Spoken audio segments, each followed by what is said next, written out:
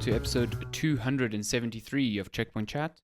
My name is Alessandro Barbosa. I'm joined by Matthew Figuera. On a fine weekday, I feel like this has become, it hasn't become a habit, but I feel like we've done more weekday recordings recently than not. Or maybe not, but I imagine that. I think if you took like a sample size of the last 3 months, it's probably an even split, I would say. Yeah, but it was very specific, 3 months. It's like the last four episodes we've done. That's what I was going to say. That only constitutes 3 or 4 episodes. So, and I definitely recall us doing an evening one not long ago. So the odds would be quite high that it would be split like that. Yeah. Yeah. Well, yeah. If you're wondering why, if you've been getting up at 3 a.m. and going, I wonder why they did an evening recording. It's because I'm moving this weekend and finding time to squeeze a podcast in is just not happening. You're the one waking up at 3 a.m.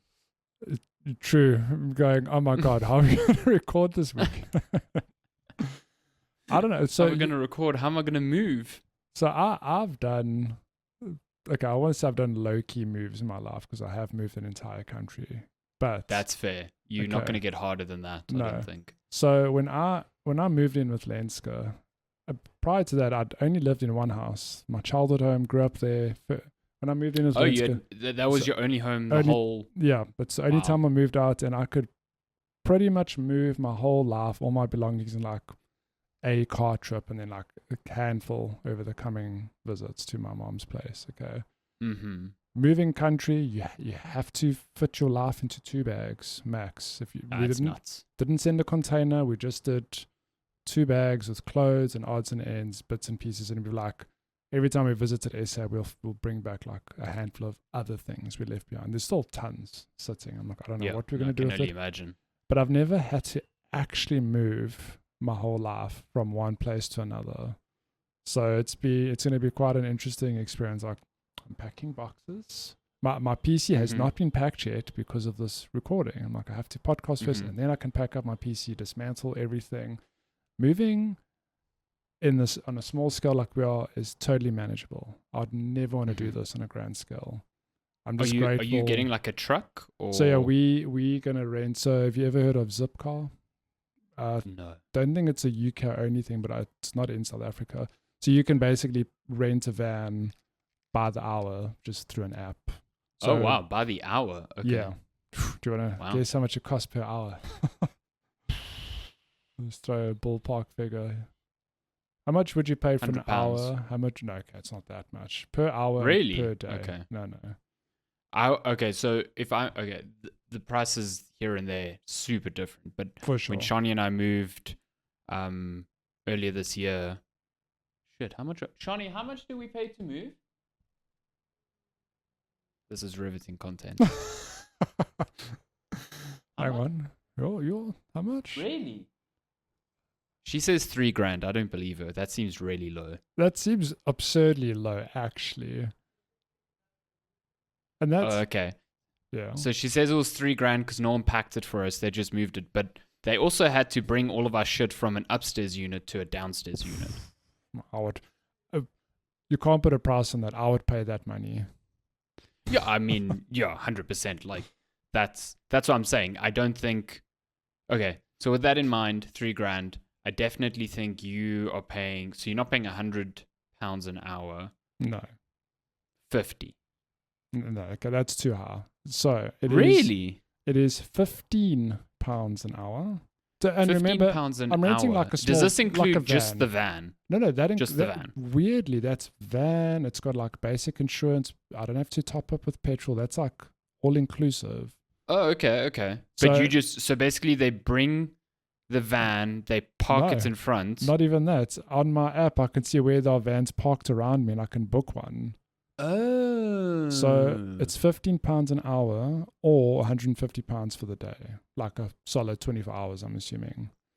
So $4,000. Hold on. Do you have to drive the van? I'm driving the van. So it's a van. Okay. That's what I was missing there. Okay. So we're not paying people to move for us. Right. God, I was this is suspiciously cheap. You know how expensive that would be in the UK? No, but hell. that's why I went Okay, to the I prices that I understand. went. I didn't Okay. realize this was like Lime Bike, but for moving. But that is the best description. Okay, I'm sorry, I didn't specify. Just have moving vans parked on the sidewalk all over the place. So the only reason that is viable in the first place is because the bed we have at the moment belongs to the apartment, okay, and the wardrobe. The rest of the Wait, what? furniture. So when we rented, that came with the apartments. It's like furnished that way, okay. Okay. So we're not moving anything huge. It's literally like there's a small wall unit. There's a couch behind me. It's not huge. It's stuff that will fit into a little van. That's the only way we can do it. Now, the place we're moving into, we're going to have to buy a bed. We're going to have to buy some furniture. So when we move next time, there ain't going to be a Lime Bike for moving for us. It's going to be us paying paying premium money to someone to move or help us move. Aren't you excited to be buying a bed? That is a super exciting purchase. I will say, I always thought the bed that came with our apartment was very comfortable. And I said to Lenska the other day, I was like, I quite like this bed. She's like, no, I hate it. I was like, damn, you've kept really quiet on this topic for 2 years. I had no idea you disliked this bed. So we've done our research. We are going to put some Monet into a decent mattress, which we found at a really good price. Unreal. You know, you've heard of Costco, right? In America. I have. The Costco exists in the UK, which I did not know. No ways. They exist in the No, UK. does the hot dog thing exist in the UK as well? I've scoured Reddit for opinions to make sure I'm not getting scammed. The hot dog thing exists in the UK. No ways. So Lenska and I need to. So we're ordering online. We're having it delivered. But now that I know Getting that hot dog Costco is here, online, love it. we need to make a day trip to the Costco to do the whole hot dog thing. Isn't it? I swear it's a whole thing because it's like a membership.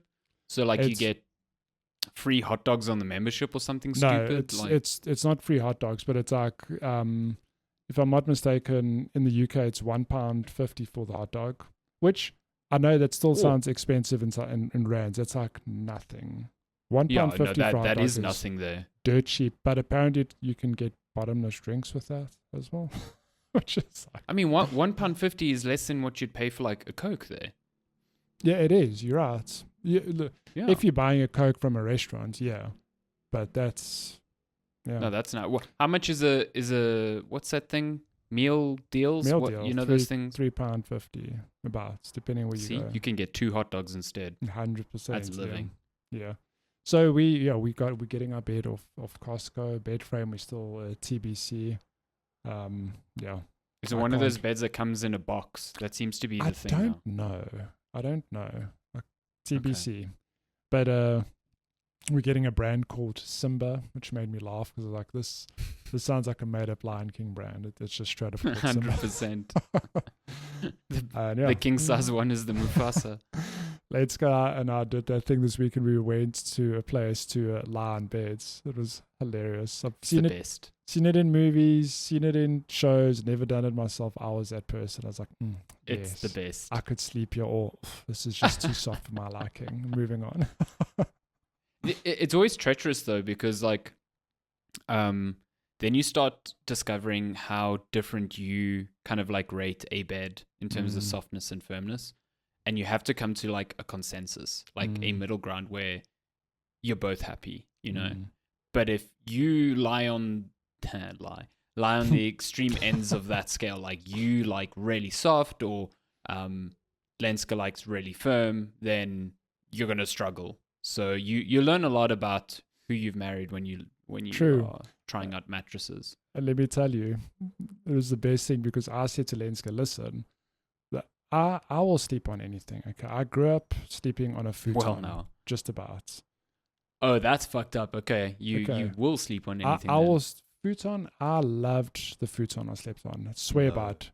It takes getting used to, but when you sleep on a futon, you like I can sleep on anything. So I said to her, listen, I can sleep on soft. I can sleep on firm. You decide. I personally, if I were to choose, I'd prefer something firm. But if that's not your vibe, like, cool, I'm not going to fight you on it. So we go try beds. Lenska tries soft bed. She's like, I hate this. Tries the firm bed. She's like, yes, this is life. I'm like, thank God. goodness. That That was a test that would have, would have broken the marriage all these years later. So then, if she doesn't like your bed currently, is it like too soft? Now that I'm looking at it critically, I'm like, yeah, maybe it's a little bit too soft for our liking. Not like it doesn't consume your body, but it's just not firm. You don't sink into it. So it's a win. It's a win-win. Nice. So we're gonna what size did you go for? Double. What size can you go for? Double. I know you're gonna laugh. Okay. No, not at all. I mean, I had a double bed growing up. So double's perfect. If you have anything bigger than a double, that's just extra. You don't need all that space to sleep. No, disagree. It's one of those things of like, once you've experienced bigger, like you, I don't want anyone to clip this, but then you can't go back. Like I grew up, like my bed at home was a double and was like that for like ages. And then when Shani and I moved in together, we got a queen. Well, she had a queen bed that we brought over, and now we've got a king extra length. And like, it's ridiculous. Like when we first got it, we were just like, this is maybe too much. And now it's just like, now I look at a queen and I'm like, this is tiny. How the fuck did we survive on this thing? So ignorance is bliss. If you don't crave better, it's like, if you don't crave more, then it's fine. You know what is hilarious is that like double's cheaper. Why would I pay more? This is perfect. Makes financial sense. It does. It does. It also we found out on a king bed you need 2 bases because a single base will just cave in the middle. So we have 2, I think it's 3/4 bases that basically prop up the bed. It's nuts. It's so crazy. And I broke one immediately as soon as we got it because like, do you know they're just like they're like jumped hollow. In the bed, am I right? I was lifting it and because I'm an idiot, I put my foot on it as a support and my foot went right through that fucking thing. Oh no. We had it in the house for maybe 5 minutes. I'm scared to ask what happened. Did you have to buy a new one? Did you take it back? No, we just put the bed on top of it. Like, fuck it. Oh, okay. Yeah, nothing's happened yet. It's okay. Hilarious. I felt really stupid though. If you ever sell it, we've all got stories like that. But what brings me to my next question: are you and Shani cuddlers or not? Do you need your own space, or does space not matter? So we both married, and we can both say this very honestly. No one on earth sleeps like they do in the movies. No one. No one falls asleep completely wrapped up with your arm fucking under someone, and like you're gonna lose an arm. Blood circulation's a thing. No ways. I disagree. No ways. I don't believe you. No. No arm under, just one. You can arm fall over. asleep like that and sleep the whole night like that. No 100%. ways. Bullshit. Calling bullshit. Where's Lenska? You need to set the Paulo, record straight here. Listen, if push came to shove, we would sleep on a single bed. That's how close we sleep to each other. I don't believe you. That's super. I will. Apart from summer, there will be cuddles before sleep, and then eventually one of us will be like, "Cool, need to detach," and then that will be that. You say and then in the morning you can reattach again. But sleeping like it's uncomfortable. It's so uncomfortable. There's no ways. No ways. It's the best. We spoon, and I will not have it any other way. And to prove my point, where does your arm go? Where do your arms go? Like just the one arm, just crossed in front of you, above you, wherever. The only one arm over. You don't need both. Like somewhere. Okay, I can't. I'm trying to think what, but probably like just in front of me. Okay, and other arm goes over. Yeah, there you go. And I'll prove that it's not a thing that happens just when you fall asleep, because it happens once in a blue moon. I go to bed before Lenska. Okay, and it happened this week. I don't know why. I was exhausted. Climbing to bed. Wait, you do? You play games till like 2 in the morning? No, I'm saying no. Once in a blue moon, I'll go to bed before her. Oh, okay, yeah. Okay. So it happened this week. I climbed into bed before her because I was so tired, passed out. So she's been working late nights because she's got this massive deadline. She said she climbed into bed the other day after I passed. She said I was like completely passed out. She said she was feeling a little bit stressed. She was going to have to like decompress, let's sort of scroll bits on social media, like just, unplug from work. She says, I just turned over and I held her and she's like, and she just fell asleep. I was fast asleep. So tell me. You just knew. You felt that presence in the bed and you're just like, I know what to do. Which brings me back to the double bed conversation. Double's big enough for the two of us. I don't need Probably then, because like if you had a king, you'd be swimming oh to my try God. and like Do you know how eventually many meet each other lengths somewhere. of laps I'd have to do to get over to the other side of the bed to put my arm around Lenska? 100%. Like a mid-mile yeah, mile, 100%. just for cuddles. I mean, come on, that's too far. No one wants to get So a many king-size good- bed to do a workout just for cuddles. Come on. So many good title options in the first 15 minutes here. It's crazy. I need to go listen back to Oh some of my these. I've God. already forgot the LimeWire joke or the lime bike joke. Lime for lime moving. bike for moving. I don't know. know. No, it's mid-mile for cuddles or Oh. something. You know. We'll figure it out. I feel like we got very personal on this Um, podcast. Thank you for sharing your cuddling preferences. Yeah, it's good to know that even after almost 300 episodes, there are divides that we are finding between us. Wow, did not expect that to go that direction. That's great. I guess it's good that is the reality, because otherwise you guys wouldn't have much space to kind of like detach and not do that.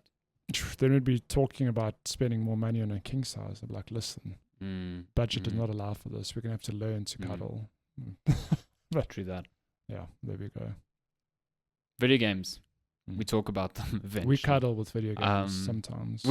Hell yeah. Yeah. Mm. Us. Do you know who loves cuddling though? It's shit. Sam Porter Bridges and his cargo. Starting with that one. It could have gone either way. I was like, there. where are you going with this? Okay. We are talking about, hang on, let me just make the cut here quickly. Really could have gone either way. Would you have sent like Donkey Kong and Pauline? Maybe. Okay, so Their relationship's not like that though. We are talking Death Stranding 2. And I'm going to come out and say that if you're watching the video version of this episode, you might look at this footage and go, this looks familiar. And you'd be right. I don't know if any different footage to what I showed the last time we spoke about this. So I'm really sorry. But here we are. This is still Mexico. We're still in Australia Mexico yet. here. But no Australia. But that said, I have rolled credits in the game since we last spoke about it. And you have played a lot more as well. So I think when we spoke about this last time, had you even started the game? I don't think I think I had done like an hour. Maybe you just started it. Yes. Yeah, I literally just started. On Death Stranding 2. I'm having a good time with this game. I remember last time we spoke, you mentioned that there had been some discourse, or you had just seen some rumblings that people were saying it felt very easy. And my opinion at the time was that, I think we just understand the mechanics a bit more and it's a lot more streamlined. I still think that. I do think the game is really easy though. And maybe that's just because I was expecting a bit more friction from... Yeah, I remember the first game being like tough. I also remember it was frustrating at times, but I remember like I have this distinct memory where I was climbing up one of the snowy mountains. So this is a good 2/3 into the game, because you're probably going from what was her name? Was it Mama to the dude who dies like every 7 minutes? The Heartman, yeah. And I remember there's like a big snowy mountain pass between the two. And that's kind of where your zip lines start becoming really important. And obviously, when you're not in the chiral network, you don't have access to any player created objects. So like climbing through there the first time is hectic. Then you connect somewhere and you can suddenly see this like highway of zip lines, and you can start adding to that. And I distinctly remember like after a good while struggling through the snow, losing cargo, having to use a lot of ladders to kind of like scale certain areas, like unlocking that zipline network is like, oh my God, what a relief, a big, changer, it's like a game changer. And it kind of like is a reward to the struggles that, you had to undertake before then. I do not feel anything like that in Death Stranding 2. And I don't think that is like particularly negative I think for a lot of players, it's actually a positive. Because maybe the instances I'm talking about are the very reasons why they dropped off the first one. But I just feel like I miss it. I'm almost at the point where I want to play the game offline, because I feel like the game's pulling in way too much from other players, and it's making things completely trivial. And I also think that the game gives you too many too many powerful options right off the bat. So like I've been driving the same sort of little cargo truck for hours now. Like it's not degrading. There's so many little charging stations on every single route that I never run out of power.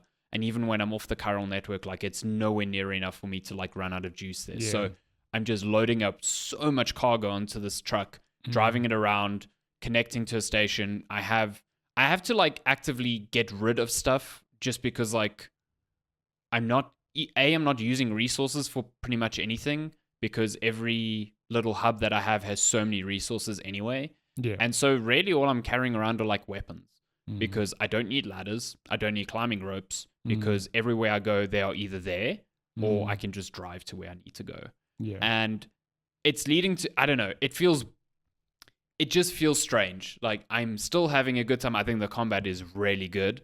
And I like that there is more of a focus on that this time. But yeah, I mean, I just got the monorail going, the first monorail in Australia going. So for a good while, I was hopping between the that old dude with an eye patch. I think he's like the governor or whatever. Yeah. The one guy at like that big central hub where you had to fight like a lot of enemies there to like open it up, and then the musician, the guy who gives you music. So I was going between them in like a triangle, and that's where I really noticed like, oh, I can just drive between these three places like constantly and complete orders and not feel like I'm actually doing much. Yeah. And I think that's where I was like, okay, I need to progress the story because this does not feel that fun. Yeah. So yeah, I just, and then again, like I got to the area where you have a big BT fight, you see like your primary antagonist for the game for the first time. And after that, you kind of set off to go and repair the monorail. And I was like, okay, cool. Monorail seems like a big story beat. It's going to need a lot of resources to get going.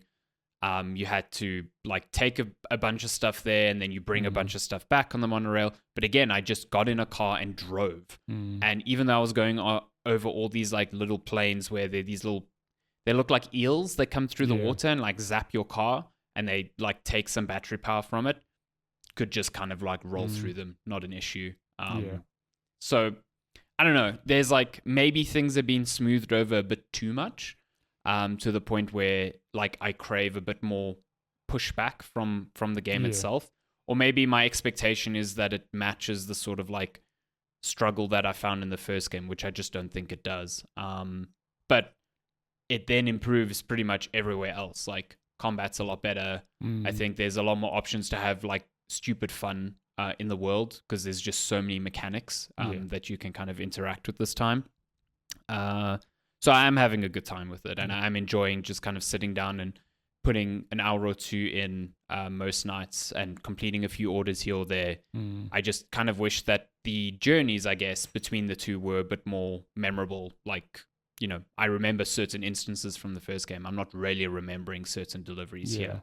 But I'm hoping that maybe changes. I know you've said when we've spoken about this that there are points in the game where maybe that will like start pushing back against me in a way that I'm looking for. Yeah. So I hear you. I think there's definitely that thing of you and other players are coming into this game knowing what to expect. Like we're getting given the same tools and things we've seen before. So like you mentioned ziplines earlier, spoiler, there are ziplines which you unlock late in the game. But I think where you are in the game now, I had the exact same thought. When I unlocked that car, I was like, that's weird. I don't remember getting the car this early in the first game. Maybe I'm misremembering, but I was like, it feels very, very early to give me a vehicle. Like I can just drive everywhere from now on if I wanted to.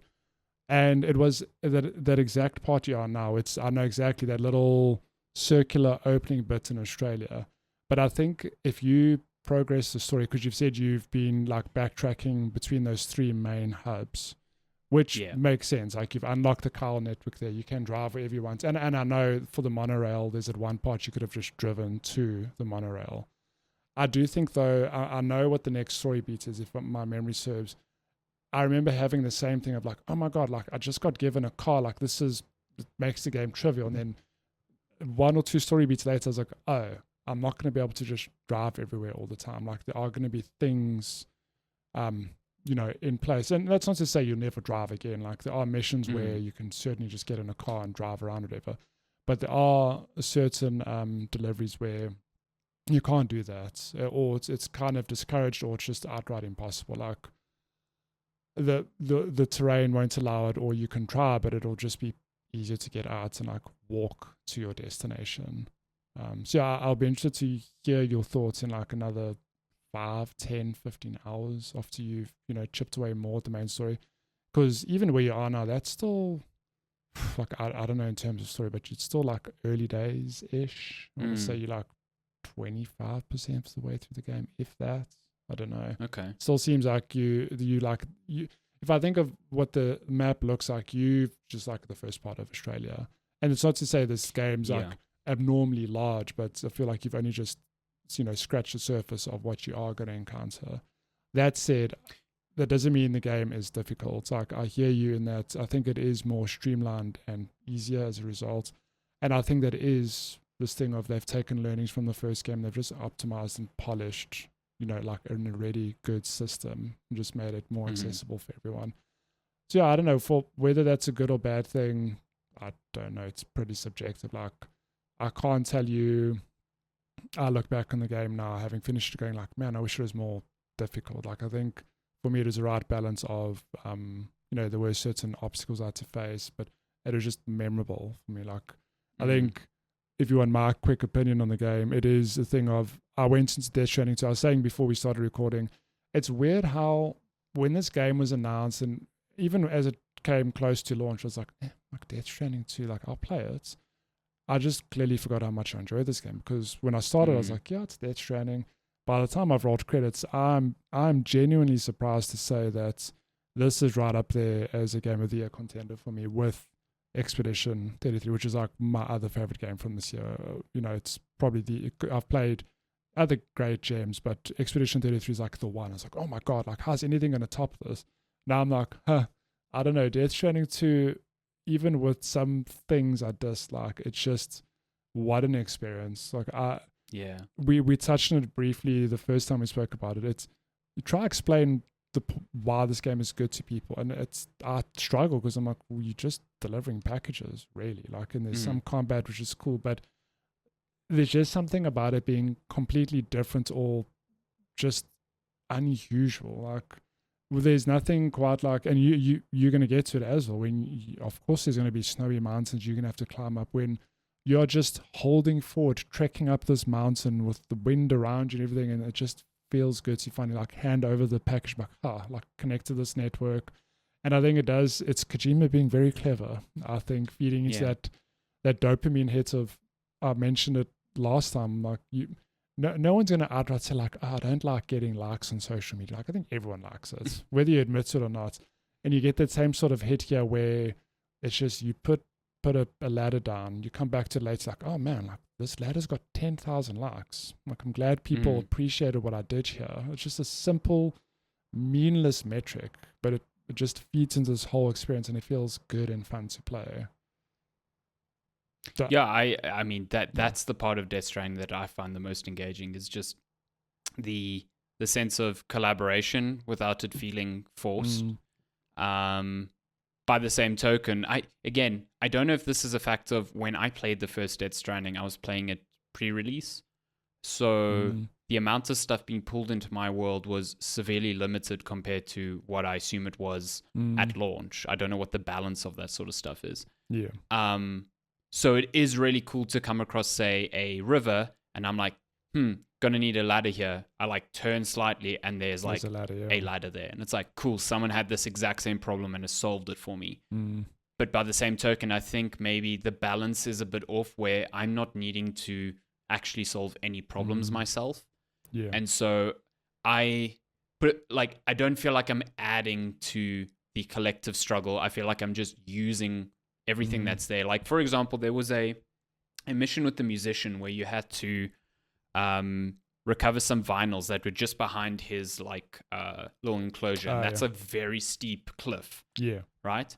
There were so many climbing anchors. Like I had choices for routes to take down there. And that's cool. Like people did this and they solved the puzzle for me. But again, it was like, the thing was solved. There was no like, oh, it pulled in two climbing hooks and I kind of needed to figure out how to connect the two, or yeah, I don't know. So that's why I'm saying I'm tempted to like just take this game offline and just play it in that way, because maybe that will give me what I crave. But I also want to see what you're talking about, like how the game maybe adapts to, maybe it gives you all these tools and then it's like, cool, can you survive without a bunch of them? You know what I mean? I think give it like another 5 to 10 hours, mainline it a bit, you know, do sort of progress the main mission more than you would.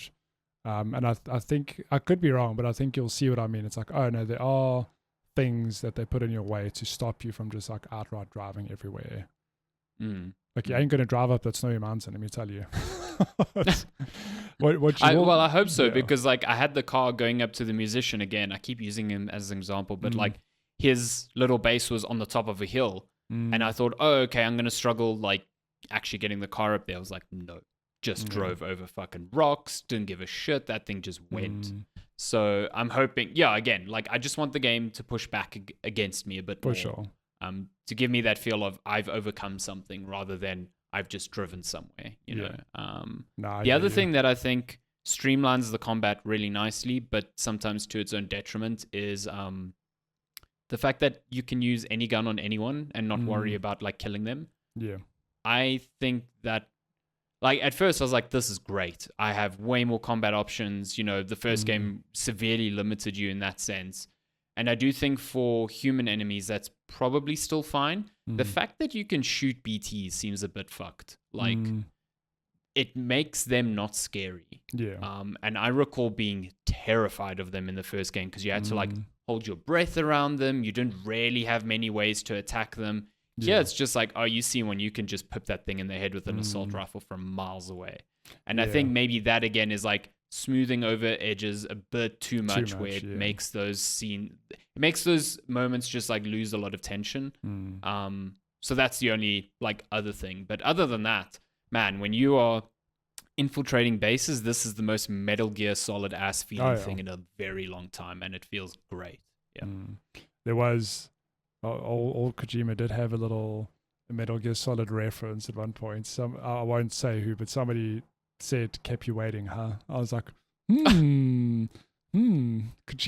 I swear I heard You've that won lawsuits away from Konami. I swear it was like a hologram that someone had put up on one of their structures that like screened that out or something. I definitely heard it. It was in a cutscene toward the end of the game. I was like, wow, that's just so on the nose.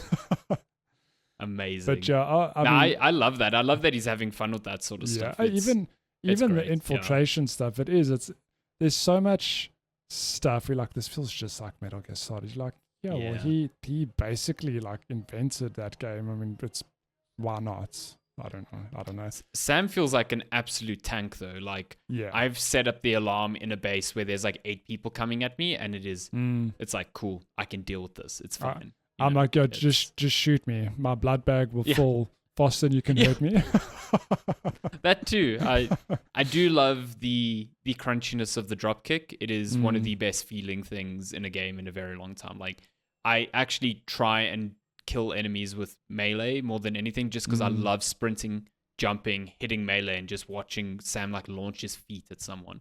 Or like I like how like complicated it is to pull off, but holding luggage in your hand, so you have to like hold R2 or L2, swinging your hand with a melee attack, and then letting go of that, so he just like fucking rocket launches a bag at someone's head. Great. Amazing. Feels so good. You've really got Dollman with you, right? I do, I do. You do know you can throw Dollman at enemies to stun them. What? Really? That seems like something he won't enjoy. Apparently, if you do it enough, he gets cross with you. I can't confirm this. I think it's either Darren said it or I read it somewhere. I'm like, this is great. I thought throwing him up in the air was already quite hectic, because he's like, I don't like doing it, but I will help you. So I'm like, okay, I won't do it that often. I didn't realize you could actually just throw him at enemies. I think if you do it enough, it's the most Kojima thing. If you do it enough, you'll be like, nah, fam. There's just some systems built in. We're like, 1% of players will see this, but it's there, which is just, oh my God. I don't know. It's such an interesting game, and I don't even think in all the time we've spoken about it, we've actually spoken about what the game's about.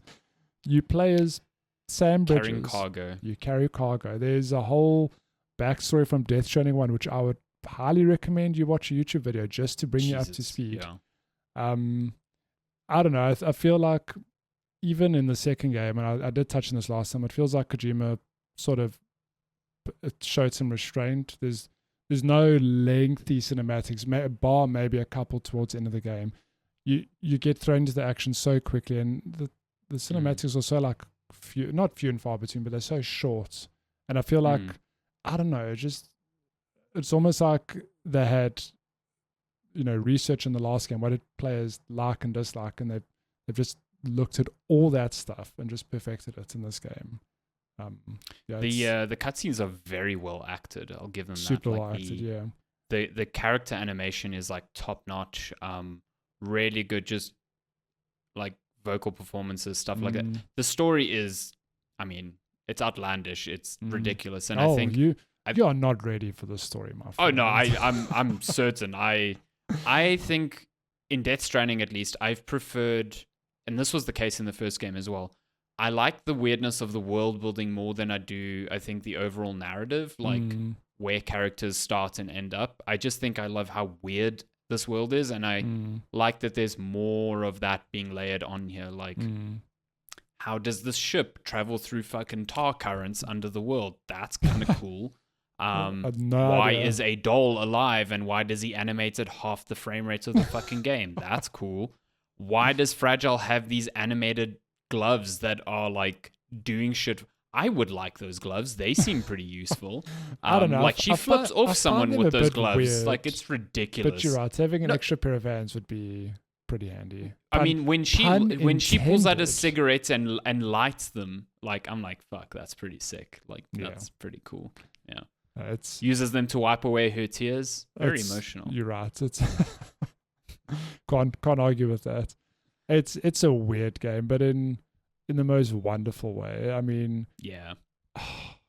Again, like it is cool that we can get games like this. Yeah. Like they are.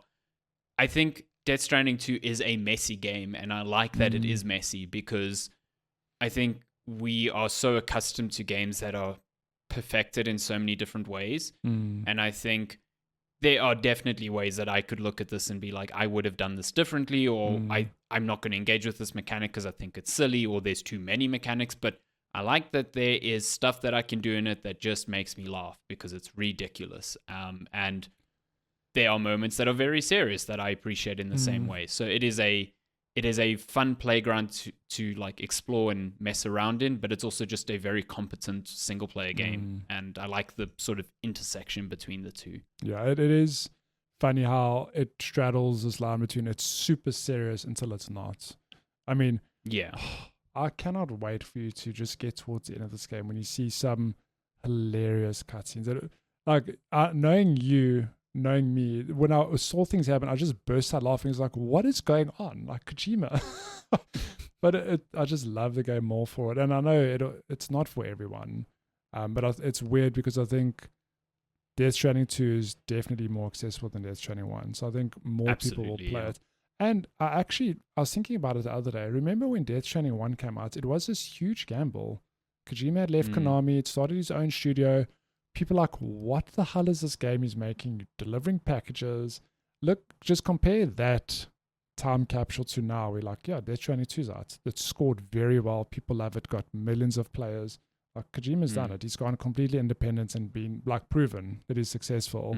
And yeah, I think it's all good and well. I think a lot of people will go like, oh, you only like the game because Kojima made it. And I go, you know what? That is a fair argument, except this is a very fun game that I think a lot of people would find joy in, even if they don't like Kojima's weirdness. So yeah. No, 100%.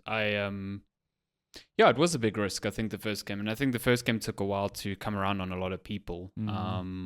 I know I was not enjoying it at first, and then I ended up loving it. I know people who bounced off of it entirely and came back years later and ended up enjoying it. So it is definitely not a game for everyone, and I don't think the second one is either. I think it's easier to get into, but I do think the core of the game hasn't fundamentally changed. So if you're not on top with that, then you're not going to vibe with this. Yeah, there's just, I think, more stuff you can do in between those deliveries Mm. that is quite fun. So, yeah. Yeah. It's a good game. It's a really good game. It's also the best looking game on consoles currently. It's just fucking phenomenal. how That good that Decima game looks. engine is Unreal. Sony really need to put this. I mean, I don't know the semantics or that's the wrong word. I don't know the logistics behind, putting a game engine in people's hands. Like obviously there's licensing fees and whatever involved, but I would hope that this engine gets used by more people. It doesn't deserve to only be used for Horizon and Death Stranding. I mean, those hands down, those are the two best looking games on PlayStation. Like, if not this generation, they're just phenomenal looking. And I think that just and the engine just runs really well. The engine just runs well. I've had no issues. We're playing on a base PS5. I played 30 FPS, and man, it just looks so good. The Rock whole time. solid, yeah. Yeah. It is the first game that's made me like tempted to get a Pro, because playing it with that fidelity at a high frame rate would be great. But like, even the performance mode on the base PS5 is really good and looks really good. So yeah, it's just great all round. Yeah. Yeah. Cool. Death Stranding 2. Moving from delivering packages to, I don't know, bananas. That's all I got. Bananas. Donkey Kong Bananza, the second Switch 2 exclusive to come out since launch, which was quite a while ago now. Over a month ago. No, time has passed. Was it 5th of July or 5th of June? No, it's June. You're right. It's been a while. Oh my God, it has been a while. Yeah. So it's been some time, and now we have, like, for all intents and purposes, the Switch 2's Mario Odyssey. What do you think so far? I would love to know why. I know why they didn't launch the Switch with this game, but I'd love to know why they chose not to have this as a day one title, because as I've mentioned on previous episodes, Mario Kart World is great, don't get me wrong, but it's just a racing game. And I don't mean that like it's just a racing game, you know what I mean. I want a Nintendo game like a Mario Odyssey or a Breath of the Wild. It's just a single player, awesome whatever, and Donkey Kong Bananza is that. It is phenomenal. This game is, I'm only like 3-4 hours in, if that, and I know I've still got a long way to go, but even just in these opening hours, I'm absolutely enjoying this game. It is just packed with the sort of charm and the good platforming and that good feeling of a game you'd come to expect from a Nintendo first party title.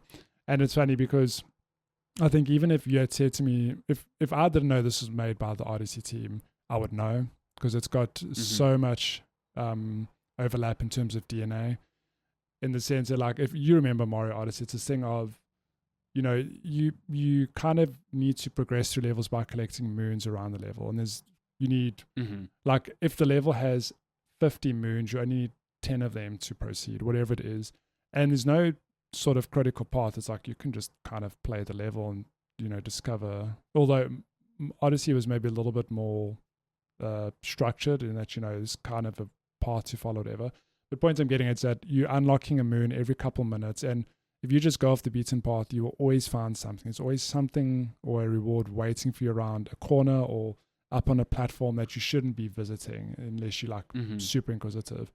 Donkey Kong Bananza is that's like on steroids, in the sense that it doesn't feel like there's a critical path. Like the ultimate objective is you're trying to get to the core of this planet, that you're just trying to dig deeper and deeper, but there's no hard arrow saying like, hey, go this way. Like, there are sort of mission objectives, whatever, but I don't know. I want to finish this game and watch people speedrun it, because I feel like in Mario Odyssey there was this sort of blocker in that you had to have a certain amount of moons to progress to the next level. I don't think you need that in Donkey Kong. You can kind of just beeline it to the end of the level if you wanted to, Oh, really? That's sort of how open the playground is. So don't get me wrong, there is an A to B, there's a way to follow, but it feels very, very open, that you can just choose however the hell you want to go there, and you don't have to poke around every corner. You can just kind of get to where you need to get to. I haven't hit any sort of ceiling on that, and just exploring has been super fun. So if you don't know anything about Donkey Kong Bonanza, it's basically a platformer where you play as Donkey Kong. But I think the on the box feature that makes it stand out is that it is filled with the entire environment is destructible. You can punch through every surface, you can dig into every surface, and that just feeds into the overall gameplay mechanic of, just digging into the earth or whatever this planet is to get to the next objective. It just feels super satisfying to punch into anything. Like the bar some rock solid materials you can't punch through. Like you can go anywhere you want in this game, and it just, this to me is like the power of the Switch 2. Where think of how we played Tears of the Kingdom, for example, and Breath of the Wild, where you'll build a contraption or do something, you're like, how does this run in a Switch? Like the physics just don't make sense. The Switch should not be able to run this. I've had that with Donkey Kong where I'll just punch into the earth. I'll just keep punching and punching. There's just all these rocks crumbling away, and I'm just going anywhere, and it doesn't drop in frame rates in handheld. I think there's a few performance hiccups in docked, but even that's like very subtle, like frame rate drop, and it just works perfectly, and it's super satisfying to play. It's, I can see why this would have not worked on the first Switch as envisioned when they first started developing it. Like, this seems like a lot to handle when you can just pretty much redefine the entire level from a landscape perspective. One thing I didn't know, on the original Switch, did you know you can play this co-op with a Switch 2 and an OG Switch? Wait, what? Because I did not know that. I saw a Reddit post. Wait, how does that work? So basically, your Switch 2 runs the copy, and then you can have a co-op partner play on the Switch 1. They can play as Pauline, and I think they can throw stuff. But I think it just beams the game to the Switch 1. Okay, so a lot of the sort of logic isn't happening on the Switch 1. Because, like, if that was the case, then they could do could do the whole game on it. No. I think the Switch 2 deals with all of that. But it's just this weird co-op loophole mechanic that I've read about. It's like, oh, that's pretty cool. I did not know that you could do that. But how clever. If you've got a Switch 2, you've got a Switch 1 lying around, you can play a co-op with someone. I mean, it is cool that you can still do that. I remember Odyssey had the, it was like very light co-op where I think the second player like controlled Cappy a little bit. Yeah. So I haven't tried it myself, but I think it is similar in that regard where there's co-op out the box. It's just very interesting. But yeah, man, this game it just drip feeds you that good feeling, good dopamine. You find, so instead of finding moons, you're finding these like bananas. Okay, surprise. Donkey Kong finding bananas.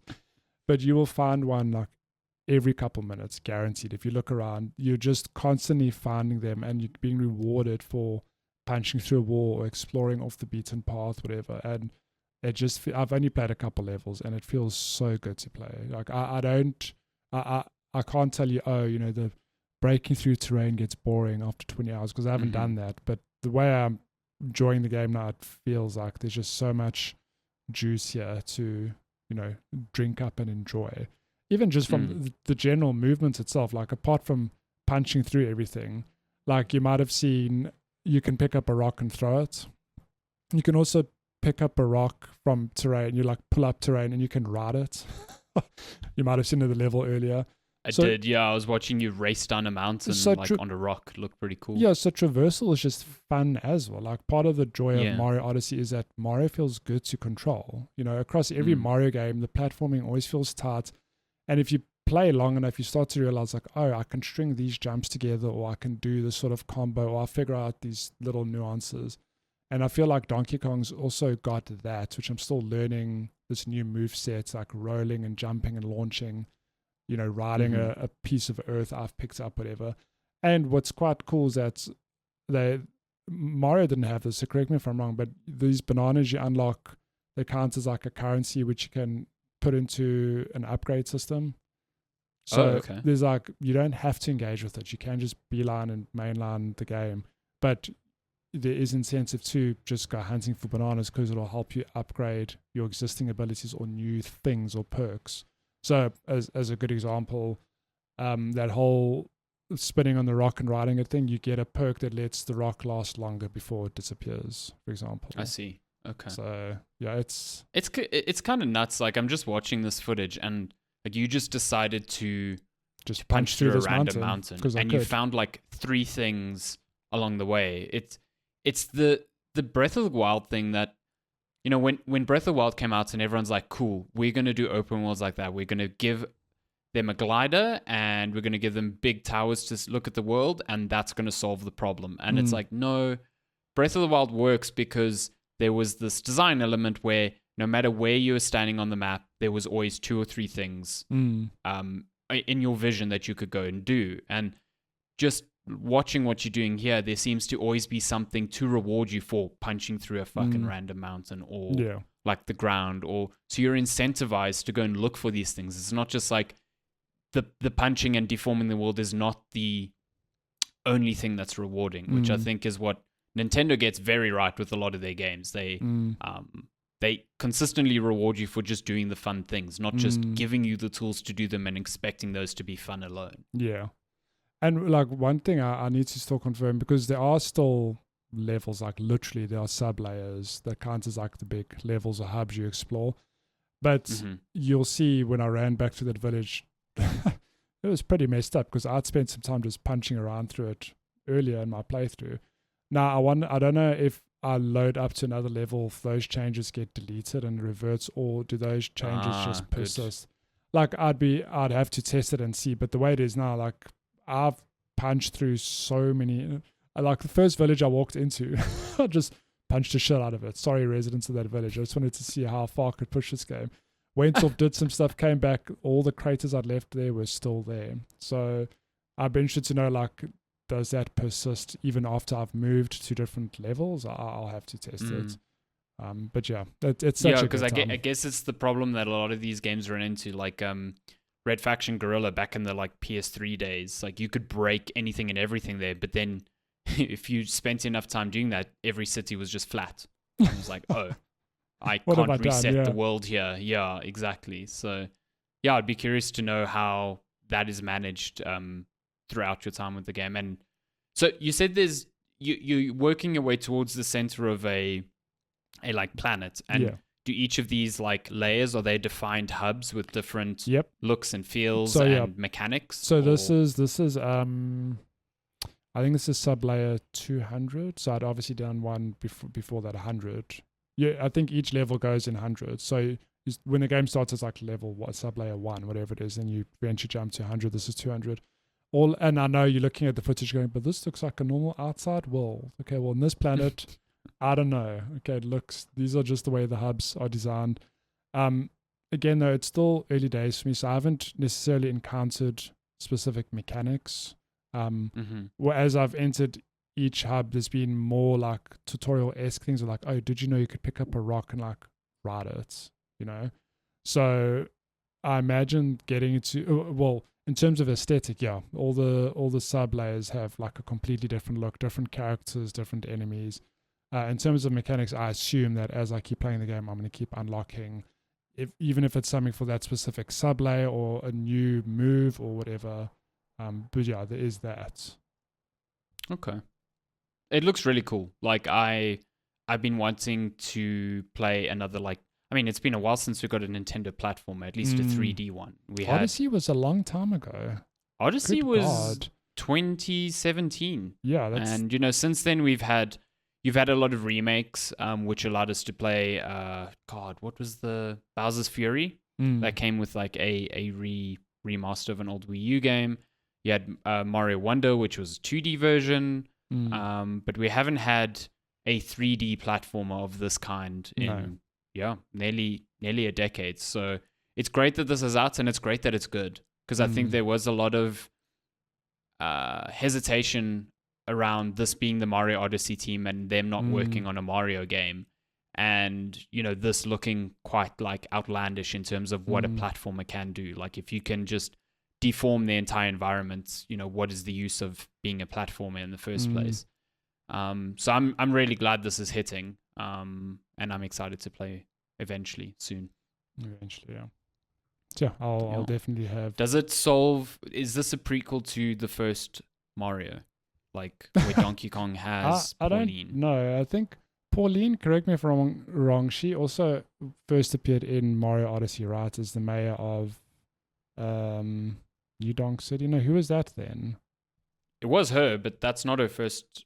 Pauline is the damsel in distress in the very first Mario game. Okay, yeah, that's Pauline. Okay.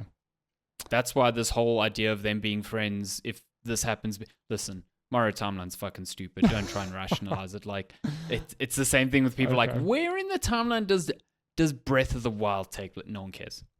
No, literally, people do care. Miyamoto does not give a flying shit about that. But it does raise questions. Why is she barefoot? Why is she small? Why is Donkey Kong there? Who can say? It would be hilarious. I haven't finished the game, so don't come at me with spoilers in my DMs or anything. But imagine you get to the end of the game and it is like the setup for the OG Donkey Kong game, where it is Donkey Kong and Mario's like, hey man, although he wasn't called Mario, he was called Jumpman or whatever in that game. It's like, hey man, leave Pauline alone. Leave her alone. And Donkey Kong's actually there just protecting her, and Pauline's actually like, save me from Mario, and then Mario's an actual terror. Could believe I live for that. Yeah. Mario was the villain all along. Wow. What's wild to me is that I know there are many good Donkey Kong games. I know there's Tropical Freeze and there's others. This is probably the first Donkey Kong game I've played. Not like I've played games with Donkey Kong in it, like Mario Kart and Super Smash Bros., but I've never played a Donkey Kong game apart from the original. Is that a Donkey Kong game or a Mario game? You be the judge. I think I'm with you on that. I know I definitely wanted to play Tropical Freeze, and then because everyone I remember loves it being Tropical fucking Freeze. $60 on Nintendo Switch, and I was like, absolutely fucking not. So let's actually. There must be a lot of Donkey Kong games. I also think there are. I'm going to run you through a short list here real quick. Mm-hmm. Very first game, Donkey Kong, came out on... Okay, so I played that. The Atari 2600. Interesting. Wow. Or the NES. Cool. Then we got Donkey Kong Jr., which came out after that. Mm-hmm. Then Donkey Kong 3, which was 1986, and GameCube. Where are modern ones? Oh, these were these were all arcade games. Okay. I was very confused, yeah. The first home console Donkey Kong game was Donkey Kong Jr. Math. Okay. For the NES. Nice. Then Donkey Kong Country for the SNES. Donkey Kong Country. Donkey Never Kong played Country that. 2. Never played that. Donkey Kong Country 3. Never played that. Diddy Kong Racing on Nintendo 64. Wow. Imagine Donkey Kong 64. Never played Donkey Kong 64. There's all these Donkey Kong games I missed. Donkey Konga for the GameCube. Donkey Perfect. Konga 2. Why would they change the name? Wow, there's a lot. There's so many here. Okay, we finally got to Donkey Kong Country Returns. Mm-hmm. That was 2010 on the Wii. Then Donkey Kong Country Tropical Freeze on the Wii U. And then So in the past almost 20 years, there's been 3 Donkey Kongs. Before then, there was like 20. A lot. So, okay, bar the It's his glow up phase. I have not played a single Donkey Kong game. So even going into this, it was a thing of like, it's Donkey Kong. Man, what a great game. I'm all in. I'm a Donkey Kong stan now. Sorry, I just read the name of another one because there was a whole subsection for portable games. There's a lot, like Game & Watch Donkey Kong, but this one gets me. For the Game Boy Advance 2005, DK, King of Swing. Listen, the puns, Nintendo's puns are just... I mean... They knew what they were doing. It's not Donkey Kong Bonanza, it's Bonanza. Bonanza. Bonanza. It's a very strange word to say. Bonanza. I love it. It's like it sounds like you're almost having to like shout at someone. Bonanza. Like never change. Violent. Yeah, good Never time thus far, but I will. Do you think we're still going to get a 3D Mario relatively soon? Who worked on Bowser's Fury? Was that a different team? Hard to say because Nintendo's really cagey with this stuff as well. Yeah. So, if in my head, if there are 2 separate Mario teams, and there was the Odyssey team and the people that did Bowser's Fury, I imagine Odyssey team have just done Donkey Kong.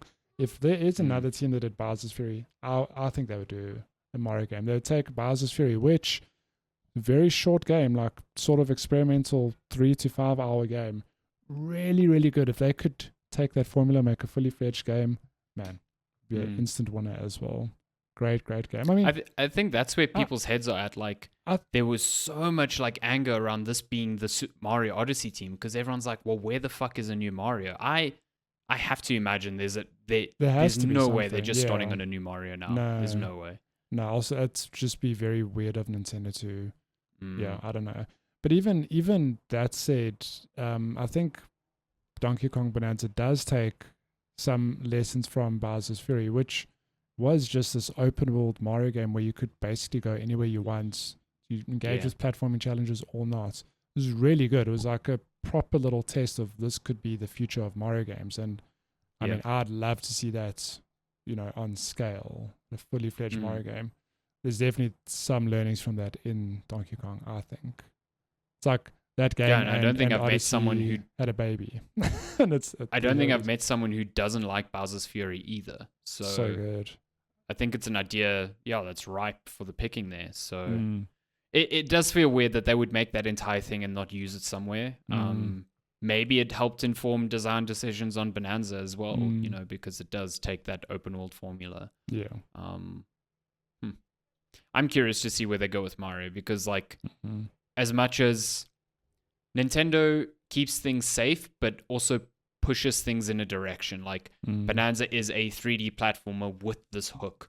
Yeah. Odyssey was a very 3D Mario feeling game, but with its own hook that was equally as engaging as a Super Mario Galaxy. You know what I mean? Yeah. Fundamentally, they are still platformers, and you are pretty much controlling Mario in the same way, but their central hooks are very experimentative and fun. So where they take Mario with that next, I'm quite curious to see. We'll see. Sure, it's a good time. I should probably play Mario Galaxy. You have to play Mario Galaxy. I've got it on Switch, but it just feels weird on Switch. I don't know. I need to just maybe sit with it for a while. I feel like it's a game that really was designed for the hardware that it came out on, and maybe the translation to traditional controllers feels a bit odd. It was, but if I think about it, because the whole thing of the Wii was like, okay, you point at the screen, you can collect the star bits, and you like swing the controller to spin Mario. Like, all that happens is that if I played Galaxy on the Switch, I think the touchscreen becomes a way to collect star bits. And if you're playing... Yeah, which feels strange. It does, but then play it docked. I mean, it's the same thing. You can just point to the TV. Galaxy that's a good point, actually. Galaxy is honestly like one of the best Mario games. I played it on Wii and I was blown away by how creative and how smart that game was. Just I know that because after loving Odyssey, I know Jeff was like, this is good, but it's no Galaxy. And I was like, what the fuck? How? Odyssey is like so fucking Galaxy good. is really good, I'd give it another go. 10 out of 10. Galaxy 1 or 2? Is 2 better? I enjoyed 2, but I think 1 is just the OG. 2, you got Yoshi, which is cool. Is that the first time they've done like a direct sequel to a 3D Mario, like used the same sort of principle? It might be, but I mean, it's not like if you want to name the main Mario, it's like Mario 64 never got a sequel, Mario Sunshine never got a sequel, Galaxy got 1 and 2, Odyssey never got a sequel. Was there a 3D Mario on the Wii U? Apart from like on the Wii U? Yeah, what was it? Just 3D? Not 3D World. There was 3D World was Wii U, wasn't it? But there was no sequel to that, so I guess Galaxy is the only one. I mean, 3D World's still like a weird thing. It's someone's gonna come at us in the comments and go like, but Super Mario Bros. 1 had 2 and 3 and okay, we're not talking about that. Yeah, fair enough. But again, I think we're talking about like 3D Mario. Like the 2D ones definitely have sequels, like 100%. It's just the 3D ones. Galaxy sticks out as like, it's sort of like the Breath of the Wild and Tears of the Kingdom thing. Like that's quite odd. You know what I mean? To be within the same sort of framework as the previous one. Then again, Ocarina of Time, Majora's Mask, kind of. Wind Waker, Spirit Tracks, kind of. It's just an interesting thought experiment. Like, would they do a Odyssey 2? You know what I mean? Or would they do something completely different? I'm leaning towards different because I feel like if we were going to get an Odyssey 2, we would have got that on the previous Switch. Yeah. I don't think they wait almost 10 years and then bring out Odyssey 2. That just seems... that ship sailed, I think. Yeah. Yeah. Well, there you go. Cool. Donkey Kong, great game. Donkey Kong Bananza, another good reason to have a Nintendo Switch 2. And now we wait for a new Nintendo Direct. Yeah, I'll say it again. I don't know why they didn't launch with that game. That would have been a surefire way to get people there on day one. I mean, it's only 6 weeks or whatever later, but still feels a bit weird to not have that. Yeah, the sort of slate for the Switch 2 is kind of strange because, I mean, you're starting to see a lot of reports now that a lot of third-party stuff has been held up for the reasons that, were leaked prior to the launch, is that Nintendo just wasn't sending out dev kits, apparently, to a lot of places. And so there's just, big studios as well. You had Randy Pitchford, I think, yesterday talk about, like, Borderlands 4 is coming to Nintendo Switch 2, like, a week or two after other platforms. And the primary reason is that they got their dev kits very late. And so that's, like, delayed them a bit. Like, same thing with Ubisoft. Ubisoft has nothing out for the Switch 2 right now, and it's because they didn't get dev kits, apparently. So yeah, I do think we're in this strange lull, which is peculiar given the console is a month and a bit old. While all these studios get up and running with the Switch 2 and put a bunch of like ports on there, because I'm sure they are frothing to get ports on there because of how much more powerful this thing is. I mean, this thing runs fucking Cyberpunk. Like, of course people want to get shit on here. So it's weird. And I don't think there's enough first-party stuff to support it in the meantime. Like, the initial Switch launch was supported so heavily by indie games. Yeah. But now a lot of indie studios just never got dev kits. So I distinctly remember getting the Switch and having, Breath of the Wild, huge. But like Snipper Clips, Shovel Knight, Treasure Trove was a big one that I played in the early days. There were a lot of like small weird indies like Mr. Shifty that I played just because it was on there and it was new and novel. Now there's like very little I find on the Switch 2 currently. But I'm hoping that changes. There's apparently a Direct happening still in July. There's Pokemon coming out at the end of the year, which, not huge for me, but I know it's going to be huge for the system. And Metroid Prime 4, that is a big one. So, we'll see. And whenever there's a Direct, there's something unexpected. There's always some game there that's never been seen. So, maybe Silksong. Who can say? I don't know. I was maybe I just enjoy punishment. There's just something no one's ever seen before. They said it has to happen. Like Team Cherry, after that whole Xbox thing and, Microsoft being like, it's going to be out on our handheld before the end of the year. And Team Cherry's like, we never said that it was coming with that handheld. It could come before. I'm like, cool. Nintendo nice. Switch 2. Yeah. Has to be. I was thinking it'll be a Switch 2. I think it'll be the Direct. It has to be. Yeah. If there's a Direct in July, look, I hate doing this to myself. We've said this how many times? Like, has to be. Now's the time. Has to be at the Nintendo Switch 2 reveal. Has to launch the Nintendo Switch 2. I think in those 3 time spans over this year, it appeared once in a scissor reel during a Direct, and I felt betrayed by that whole thing. Fucking ridiculous. Hate to see and then of all things, it appears again when Microsoft's revealing a Asus and PC it's like handle thing. Like, it's just a thing that's there. You can't predict it. You just can't. It's just going to appear wherever you don't expect. Next is going to be at a Sony conference. Who knows? Date. I'm telling you, when we see the game, we'll be like, it's out now. Sony had a Ghost of Yotei reveal. It could have fucking been at the end of that. Who would have known? We'll never know. You'll never know. That game looks pretty good, though. Just an aside. Ghost of Yotei looks pretty sick. Quite keen for that. Cool. That is games we've played. I'm going to interrupt you purely because we did get a question. I did forget about that, actually. Which is hilarious because I'm so sorry. Let me just pull open this question. Abe_Wilson, who sent this question in, you're going to laugh, on the 20th of June. Oh, no. I'm so sorry. To which I was like, I haven't really checked our Twitter. And I was just on a day, I was like, I've got a notification. I was like, oh my God, that's a question. Oh, no. And in my defense, so I don't check it purely because I don't know if this happens to you, but I get notifications on Twitter, even on my account, where it's like Elon Musk has posted something. I'm like, yeah, no, I get these ghost notifications all the time. As well. I'll say see less often, and I still get them. So our Checkpoint Chat Twitter account gets plenty of that. So I'm very sorry, but I was very surprised to see an actual question. So they ask, have either of you ever played around with GeForce Now? if you're in South Africa, I can imagine it's not feasible, but here in Europe, it looks like it is worthwhile. Now, I don't know. So you'd be surprised. I have, because it is actually offered in South Africa. The support in South Africa, dog shit, because it is only offered through Rain, the ISP. And our servers locally, if there are many, there is a small allocation. So it's using, I think, 30 series hardware, if I'm not mistaken. That's what it launched with, hasn't been updated. And I swear to God, it has been almost 2 years since that thing launched. You still cannot get on a wait list for it. The only reason I got access to it was because I bitched so much about never being invited into it that a support dude emailed me and was like, hey, I can get you on. And I was like, sick. Did it for a month. I was like, this is terrible. I know. Like the level of quality I'm getting from this thing is so bad. Please cancel my account. And they did, and I never tried it again. And every time I go over to Rain's website and check, and it always says, cannot sign up, it's full, it's full, it's full. I think the tech is really cool. I think overseas the hardware that supports it is much more powerful than I think we can cap out at a 3080 locally, which is like nothing anymore. Yeah.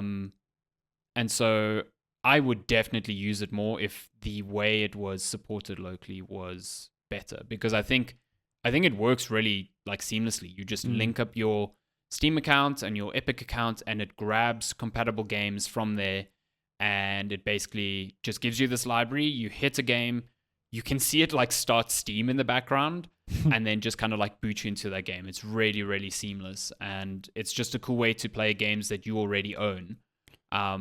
I envisioned using it on my TV so that I didn't have to be behind my PC, but the quality was never up to a point where it made sense to me. But I think overseas, that's definitely the case. Was it a latency thing that you bought? No, it wasn't a latency thing. It was just the sort of like settings I could get the game working on. Like I wanted to play, for instance, Cyberpunk at 4K because it's on my TV, and a 3080 just wasn't enough to... Sure.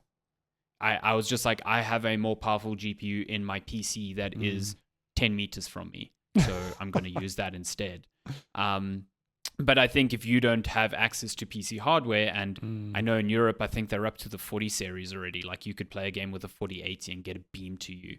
I think that's a really good option. And I think everything else aside, the latency was really good. That wasn't a factor when I was like messing around with it, and that felt pretty great. Now, so when 100% would advise it. When it's offered through Rain, you just mean they're the provider, but you don't have to have like a Rain internet service. No. Yeah, okay. So they like made a deal with Nvidia to support it in the country, but you don't have to have a Rain account. You pay them monthly for access to GeForce Now, but I didn't have to be an ISP customer of theirs. Which is good, because that would never work. Rain. What was the cost around that monthly? So there were two tiers. There was like a I don't know what it was called. There was like an advanced, and I want to say basic, but I don't think it was called basic. The advanced one gave you access to a 3080. The other cheaper one was, I think, a 3060, if I'm not mistaken. And I think the more expensive one, the one I was using, was $400 a month. Okay. It's not awful. No, well, there's an argument to be made. You can pay, so like 5,000 Rand a year, let's say, over a couple of years. That's like how much it would cost to build your own PC. So it's like, you know what definitely I mean? A lot more than that. Yeah. So I can see the allure there. I mean, if a 5080 costs 30,000 Rand, but you can get a 5080 beamed to your TV for couple $100 a month, 5% of that a year, you know, why not? Yeah, why not? And I think, especially in Europe, you have so many servers you can connect to that, you know, latency is not an issue. And I mean, would I play on that rather than building a machine around a 4080 today? Absolutely. Like, I think PC gaming has become so outrageously expensive that services like GeForce Now are going to thrive, and I think that's why they are thriving. So if I had the chance to do it, that's 100% how I'd play PC games going forward. Yeah, nice. good option for you if your 3070 know. starts giving up the ghost, you know. Well, I can't stream. I mean, I can't stream a podcast through a GeForce Now. Fair. You can still do that with, 'Cause but you can keep your PC to do that, 100%, yeah. stream and podcast, and then you could just beam a game using GeForce Now and stream that. I don't know. I'd need You to can think do that. about that. How? Oh, what, like a virtual machine? Yeah, because it's just like a window on your PC. So you could leave your GPU to handle the streaming stuff, get the game beamed to your PC, and then stream that out. I feel like I'm playing 4D chess right now. I mean, it's like, what if you were streaming a YouTube video? It's the same thing. No, Just I exact get same the thing. logic. It's such a weird thing. Like I get the technology, etc., etc. It's just wild to me to think like in the year 2025 I can stream to an audience, but I'm actually streaming a game to myself, which I'm then 100%. streaming to an audience. 100%. Man, It is what the a- new way to do a 2 PC streaming setup. You just have one That's PC actually and the other fair. one is sitting in a fucking server somewhere. Yeah, you're streaming PC. Yeah, that's fair. Damn. That's food for thought. I'll have The to more you look into know. this. The more you know. Yeah, and when I was a kid, it was don't do drugs. Today, the motto is like, the more you know. Wink. Sometimes the more you know is actually very detrimental. Yeah. That's fair as well. My goodness. But yeah, I would definitely use it. I assume this question comes from someone in Europe, so give it a go. It's like cheap enough to just try out. Yeah. We've had questions from Abe Wilson before, and I just assumed they were South African. So either they were South African, they've moved, or they've just always been a European listener. So Could be that too. slide into yeah. our DMs. Tell us who you are, or your life story. Hell, if you're immigrating, this is a solid option. If you're like, cool, I Mm. can't take my PC, but I still want to play my games Whatever. library that I've built over 20 years. There you go. Yeah. Easy. Who knew? Buy a Steam Deck. It's now supported natively on a Steam Deck, so you can beam them to your What? Steam Deck directly. Yeah, game changer. This That is is a too game much. changer. This is too much. Yeah. That's wild. Well, Could maybe stream not. from your fucking Steam Deck. Who knows? I feel like this is blurring the lines between this is an Xbox, that campaign where it's like everything's an Xbox now. It's like it's kind of the same thing, but with PCs. I mean, in Europe, it is. You have Xbox X. Everywhere. What is it called? XCloud still? I don't Called actually know if it's streaming, cloud still, streaming. is it just called Cloud now or XCloud Yeah. still? Why haven't you tried that? I'm curious now. Just have not gotten around. Why do I need to try it? I've got a PC. I mean, you've got an iPhone. It is an Xbox. Now listen here, okay? You sound just like that guy who was talking about the Diablo mobile game. You all have phones, don't you? You all have Xboxes, don't you? Oh my god, Exactly. someone needs to do that. Yeah, exactly. Someone needs to change that clip. I think Oh. I think when we moved, it was something I thought to try, and I just never got around to it. So sue me. One day, I'll try it. You could have been playing Clay Obscure on your iPhone in the subway. I do not believe that for a second because my phone barely works in underground. So. That sounds like a skill issue. I'm just saying. Yeah, it'll be like Parry, males shouting Parry. I'm like, I can't. I'm on a train underground. Look what happened now. Minoko's dead. Oh no, poor Oh. Minoko. Fuck. I actually think that'd be an atrocious game to stream. I Yeah. think the latency No, would be thank you. absolutely terrible. Actually, I know this for a fact because I tried to stream it to my Steam Deck in another room and I gave up within 30 seconds. I was like, nope. I tried to parry one attack. I was immediately no, like, fam. this is not going to work. Yeah, it's not going to work. It's like But if Expedition you want to has play, ended. if you want to play Final Fantasy Tactics on your iPhone when it's available on Xbox, there you go. 100%. That's fair. Yeah, That's there you fair. go. I'll look into it. If you want to send us questions and get them answered a month late, you can always send a DM to our Twitter account. One time. or you can email us checkpointchatpodcast@gmail.com. To be fair, it's just been like 3 weeks since our last episode. So we literally just missed that question. It's not our Potentially. fault that it's been a month. So I mean, I'm trying to make it someone else's problem that we completely No. ghosted this poor yeah, person. it's not my fault. Whatever. No, it's definitely not your fault. No. No. That's been episode 273 of Checkpoint Chats. As always, we thank you so much for joining us. We wish Matty all the best on his Lime moving day. Alarm van. And the next time you see him, he'll be podcasting with a different background. Say goodbye to this background. I don't know what the new one's going to look like. I'm going to miss the zebra blinds, I won't lie. No more zebra blinds. I'm sorry to tell you. Oh, God, if there's zebra blinds in the new place, I'm going to be so happy. No, you just I know beam up that new video and that's it. Zebra blinds. Just go get them from Costco with your hot dog. I can stream it. I'll do this. I'll talk to the new stream tenants. From Costco. I'll get them to stream this background to my new machine through Smart. GeForce Now, and then now you're thinking. You see? I'm thinking with Portals / GeForce Now. Cooking with gas here. Damn. Wow. Now I'm done. Now we're at the end of the podcast. Get me out of here. Thank you so much for joining, everyone. We will see you soon. Take care. Stay safe. Goodbye. Goodbye.